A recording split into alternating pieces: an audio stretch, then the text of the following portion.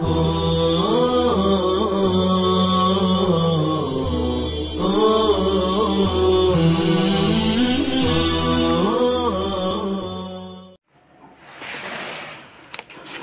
اللہ الرحمن الرحیم الحمدللہ رب العالمین والصلاة والسلام علی سید المرسلین وعلی آلہ واصحابہ الطیبین الطاہرین اما بعد فاعوذ باللہ من الشیطان الرجیم بسم اللہ الرحمن الرحیم وَلَوْ تَرَى إِذِ الظَّالِمُونَ فِي غَمَرَاتِ الْمَوْتِ وَالْمَلَائِكَةُ بَاسِطُو أَيْدِيهِمْ اخرجوا انفسکم اليوم تجزون عذاب الہون بما کنتم تقولون اللہ غیر الحق صدق اللہ العلی العظیم۔ عزیز طلبہ، موت کے وقت میں کافروں کا، ظالموں کا اور جھوٹے مدعین نبوت، مدعین وحی کا برا انجام کیسا ہوتا ہے، آیت میں اسے بیان کیا جا رہا۔ اور اگر آپ دیکھیں محمد، جبکہ ظالم لوگ، ظالم سے مراد وہی مذکورہ لوگ ہیں جو استہزاء کرنے والے تھے، جھوٹ میں نبوت کا دعویٰ کرنے والے تھے، جیسے مسلمے، کذاب، کافر و مشرکوں میں مستہزئین۔ اور اگر آپ دیکھیں جس وقت کے ظالم موت کی بے ہوشی میں ہوں گے، غمرات، غمرہ کی جمع ہے، غمرون کے اصل معنی ستر کے آتے، چھپانے کے۔ موت کی بے ہوشی کو غمرات سے اس لیے تعبیر کیا کہ اس وقت عقل پہ ستر ہو جاتا ہے، یعنی پردہ پڑ جاتا ہے۔ موت کی سکرات میں، بے ہوشی میں دیکھیں اور فرشتے اپنے ہاتھوں کو پھیلائے ہوئے، یعنی فرشتے انہیں روح کے نکلنے کے وقت عذاب دیں گے۔ وجہ یہ ہے کہ کافر لوگ اللہ کی ملاقات کو ناپسند کرتے تھے، اس لیے ان کی روح بھی باہر نکلنا نہیں چاہتی تھی۔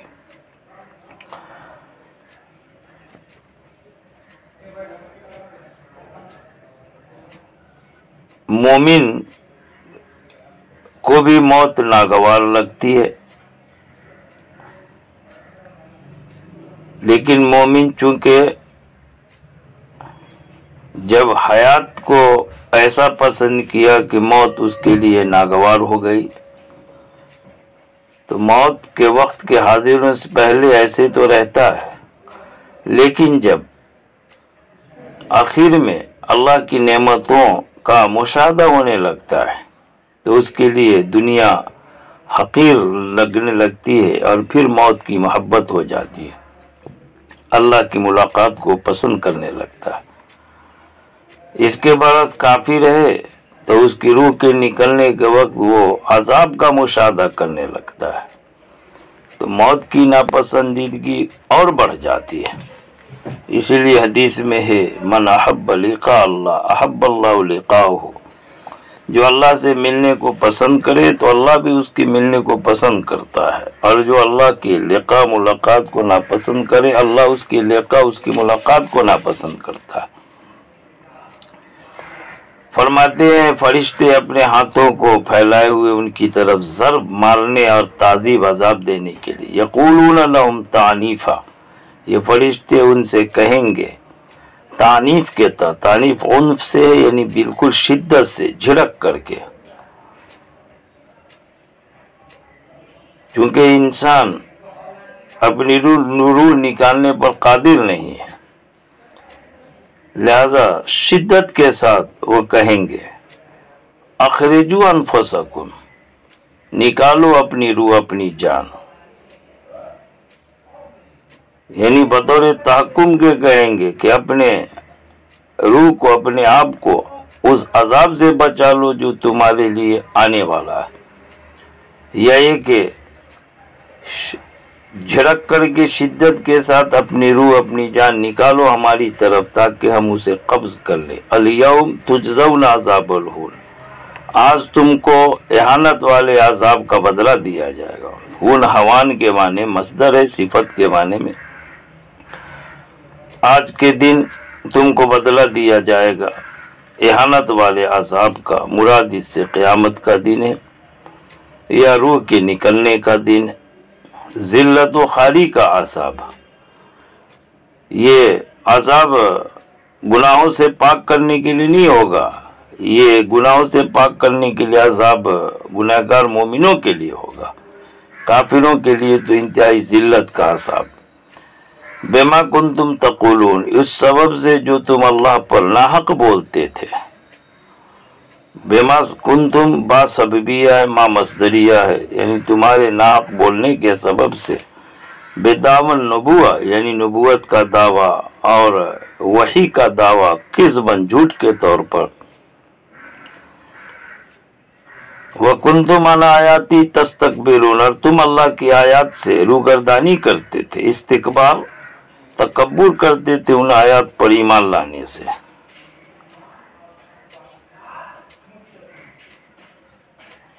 ماقول میں لو ترا جو آئے شرط ہے، اس لو کا جواب محذوف ہے، لرائیت امرا فظیعا.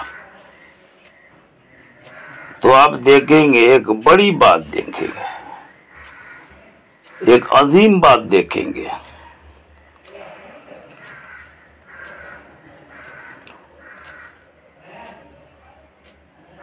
وَيُقَالُ لَهُمْ، اور ان سے کہا جائے گا،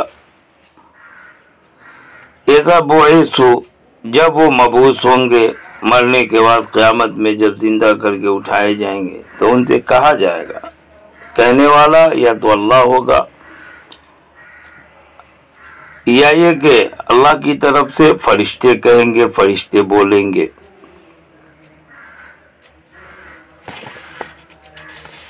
یقال لہم، ان سے کہا جائے گا. اللہ کی طرف سے ترجمانی کرتے ہوئے فرشتے بولیں گے.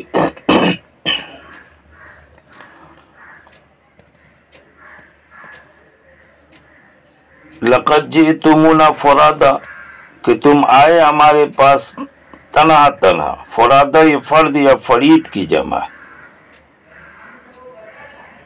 مطلب یہ ہے کہ اس حال میں آئے کہ تم دنیا کی ساری چیزوں سے، اپنے اہل و عیال مال و متاع سے منفرد الگ تھلگ ہو کر، ای منفردین عن الاہل والمال والولد، دنیا والوں سے، مال سے، اولاد سے الگ ہو کر کے تم آئے ہمارے پاس ایسے جیسے ہم نے تم کو پہلی بار پیدا کیا تھا.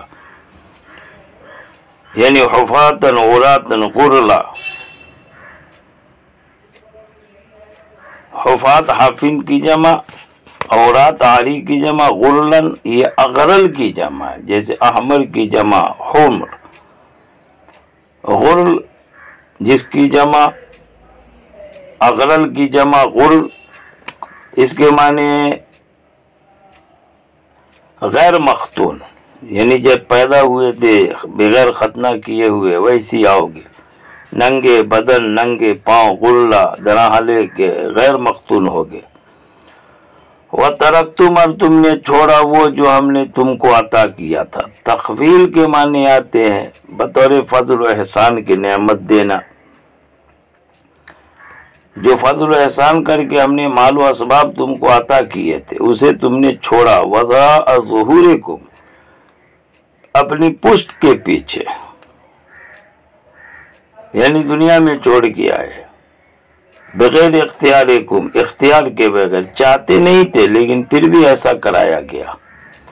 اور ان سے نیز توبیخ کے طور پر کہا جائے گا، ما نرا، کیا ہوا، ہم نہیں دیکھ رہے تمہارے ساتھ. شفعاکم، ہم نہیں دیکھ رہے تمہارے ساتھ تمہارے سفارشی کو.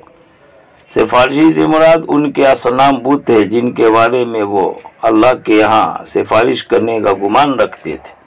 کہتے تھے ما نعبدوہم الا لیقربونا الی اللہ زلفا، ہم ان کی عبادت نہیں کرتے مگر اس لیے کہ وہ اللہ سے ہمیں قریب کر دیں گے.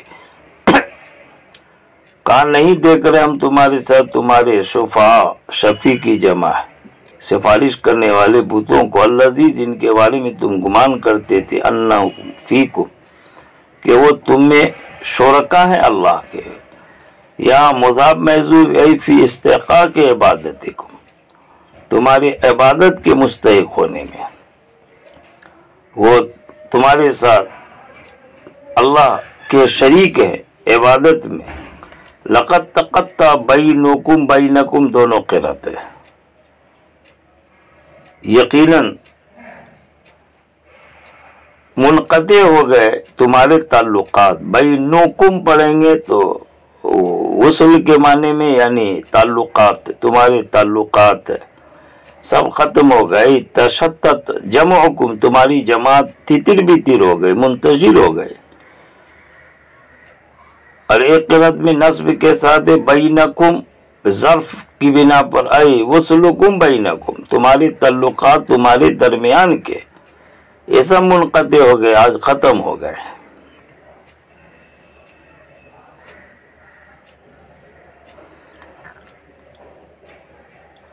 وَظَلَّ ذَهَبَ عَنْكُمْ مَا كُنْتُمْ تَزْعُمُونَ، اور الگ ہو گئے، دور ہو گئے، چلے گئے تم سے وہ جن کے بارے میں دنیا میں تم شفاعت کا گمان رکھتے تھے۔ من شفاعت، یعنی جس کی شفاعت کا خیال کر کے عبادت کرتے تھے، آج تم سے الگ ہے، تم سے دور ہے۔ ان اللہ فالق، یقیناً اللہ پاک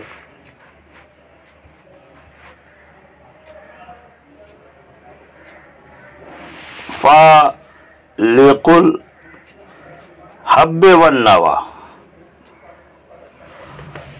دانے کو پھاڑنے والا ہے، مطلب پودے سے پھاڑ کے نکالنے والا، والنوى اور گٹھلی کو، نخل کھجور سے، مرادی سے عام ہے۔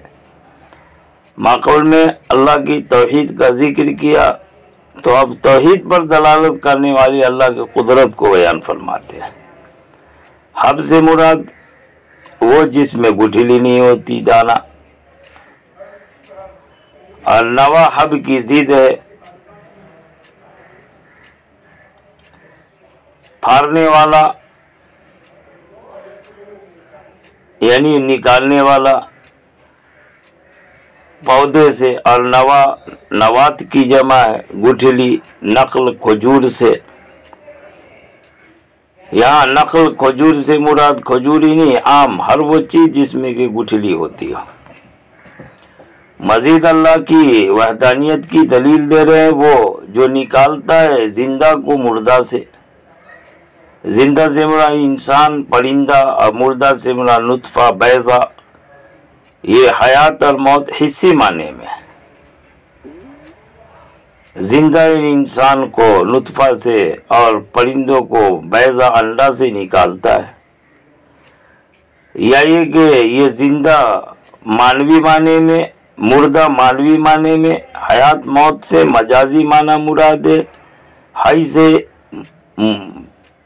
مومن اور میت سے کافر مراد ہے، اس لیے کہ کافر میت ہی کی طرح ہوتا ہے، مردہ کی طرح، اور حی مسلمان مومن یہ زندہ کی طرح ہوتا ہے، نکالتا ہے وہ زندہ کو مردہ سے، جیسے انسان طائر کو، پرندے اور انسان کو نطفہ سے اور بیضہ سے۔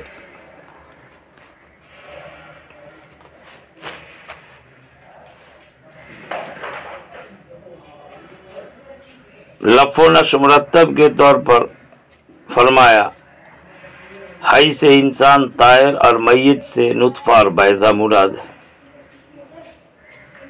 مخرج المیت، وہ نکالنے والا ہے مردے یعنی نطفے اور بیضے کو، حی زندہ سے، یا یہ کہ کافر کو مومن سے پیدا کرنے والا، شریر خبیث سے وہ ولی کو پیدا کر دے اور ولی کو شیطان کے گھر میں پیدا کر دے، یہ اللہ کی قدرت ہے۔ اشارہ یہ ہے کہ ایک ضد سے دوسری ضد کو نکالنے پر اللہ قادر ہے۔ اس کی جب ایسی قدرت ہے تو پھر تم سب کو مرکب جانے کے بعد تم کو زندہ کرنے پر وہ کیوں نہیں قادر ہوگا؟ نکالنے والا ہے مردے کو، نطفہ بیضہ کو، حی زندہ سے۔ ذالکم اللہ، وہ اللہ ہے، یعنی وہ فالق جو پودے کو پھاڑنے والا، پیدا کرنے والا، مخرج نکالنے والا اللہ فانا توفکون، پھر تم کہاں پھیرے جا رہے ہو؟ افق سے توفکون ہے صرف کے معنی میں، فکیف تصرفون عن الایمان، پس تم کیسے پھیرے جا رہے ہو ایمان سے برہان دلیل کے قائم ہونے کے باوجود۔ فالق الاصباح، یہاں کیف استفہام انکار کے معنی میں انکار نفی ہے، یعنی تمہیں اتنی دلیلوں کے باوجود حق اور حقیقت کے طرف سے نہیں پھرنا چاہیے۔ وہ جو صبح کا پھاڑنے والا ہے، اصباح یہ صبح کے معنی میں مصدر ہے، یعنی شاق عمودی صبح، صبح کے ستون کو پھاڑنے والا، اور عمودی صبح سے مراد وہ صبح کا وہ پہلا حصہ جو ظاہر ہوتا ہے دن کے نور سے، رات کی تاریکی سے الگ ہو کر کے۔ صبح مراد نہیں بذات خود، بلکہ اس سے پہلے جو رات کی تاریکی چھٹتی ہے اور دن کا اجالا کچھ پھیلنے والا ہوتا ہے، رات کی ظلمت کو ہٹا کے دن کے نور کو ظاہر کرنے والا ہے۔ بعضوں نے کہا اس بات سے مراد رات کے آخر وقت کی تاریکی اور دن کے شروع وقت کی روشنی ہے۔ اول ما یبدو من النہار، وہ پہلی روشنی جو دن سے ظاہر ہوتی ہے، یعنی فجر کاذب کے وقت، اس کے بعد پھر فجر صادق ہوتی ہے، رات کی ظلمت سے بھرنے والا، نکالنے والا۔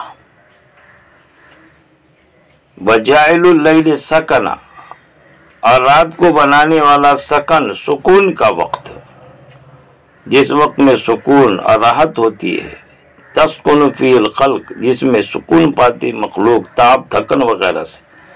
والشمس والقمر، یہ نصب کے ساتھ ہے، اور سورج اور چاند نصب کے ساتھ، یہ عطف ہے لیل کے محل کے اوپر۔ جاعل اللیل سکنا، جاعل کا لیل ہے تو لفظاً مضاف الیہ مجرور، لیکن معناً مفعول بہ ہے، مفعول بہ منصوب ہے۔ ویسی لیل پر عطف ہو کر کے شمس اور قمر یہ معنوی اعتبار سے جاعل کا مفعول بہ ہے، اور اسی لیے اس کو منصوب کیا ہے۔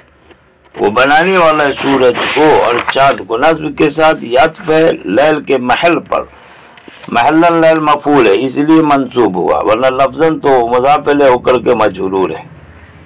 حسبانن، حسبان یہ مصدر ہے، کفران غفران کے وزن پر، حسبانن ای حسابا للاوقات، اوقات کا حساب، یعنی اس سے وقت کو ضبط کیا جاتا ہے سورج چاند سے، چنانچہ مہینے اوقات اسی سورج چاند کی گردش سے بنتے ہیں، اسلامی تاریخ چاند کی گردش سے اور انگریزی تاریخ سورج کی گردش سے۔ سورج اپنا چکر ایک سال میں مکمل کرتا ہے اور چاند ہر مہینے میں مکمل کر لیتا ہے، تو اوقات اور سال کا حساب اس کے ذریعے سے معلوم ہوتا ہے۔ فرمایا ہے اوقات کا حساب، یا یہ کہ با محذوف ہے، یہاں منصوب بے نزل خافض ہو کر کے منصوب، بے حسبانی ہے، جیسا کہ سورہ رحمان کے اندر ہے بے حسبان۔ اس صورت میں یہ ترکیب میں حال ہوگا مقدر عبارت سے، ای یجریانی، کہتے ہیں کہ با محذوف ہے اور یہ حال مقدر عبارت سے، ای یجریانی بے حسبانی، یہ دونوں چلتے رہتے اپنے حساب سے، اپنے اندازے سے جو اللہ نے اس کے لیے طے کر رکھے ہیں۔ جیسا کہ سورہ رحمان میں ذالی کا یہ، یعنی یہ مذکورہ چیزیں، تقدیر العزیز العلیم، تقدیر مقدر کے معنی میں طے کیا ہوا نظام ہے عزیز علیم کا، اس ذات کا جو کہ اپنی ملکیت میں زور غلبے والی، العلیم بخلقی، جو اپنے مخلوق کو خوب جاننے والی ذات ہے، وہ اللہ کی ذات ہے جو خوب علم تام رکھنے والا، خوب زور غلبے والا ہے، اس کا تقدیر یعنی مقرر کیا ہوا یہ سب نظام ہے، سورج کا، چاند کا اور بقیہ دوسری چیزوں کا، یہ سب اللہ کی قدرت پر بہترین دلیل ہے جس سے اللہ کی وحدانیت ثابت ہوتی ہے۔ وآخر دعوانا ان الحمد للہ رب العالمین۔